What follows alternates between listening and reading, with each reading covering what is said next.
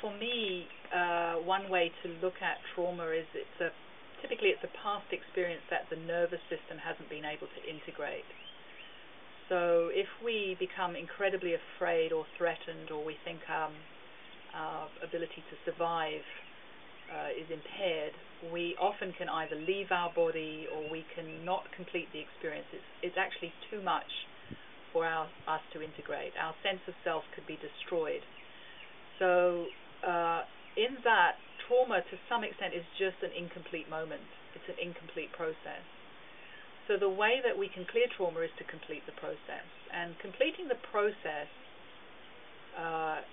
we can access the energy of our body. We can actually access the felt sense of our own energy in a sovereign way.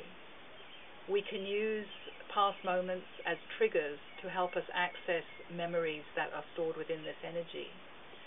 So by accessing those memories, the trauma memories, and accessing them at the energetic level as well as the emotional level, we're able to re-experience them.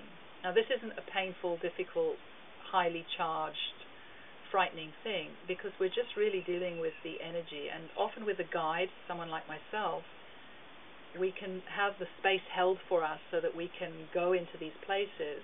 And just by seeing it and being there with it and accessing it fully, the trauma dissolves.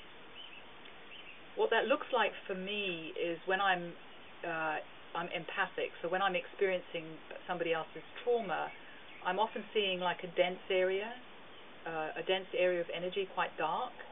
And as we look at the area, as we open to the experience that's held in that area, light infuses into it, and the density dissolves, the energy of it dissolves. And as the energy dissolves, when we look at the experience or the memory of the experience, we have a complete cognitive shift to our story about it. It completely changes our relationship with it. So this is a way of healing, but it leads to this greater desire, if you will, to fully embody and to really transcend all the traumatic stuff that we're holding within our body, within our memory.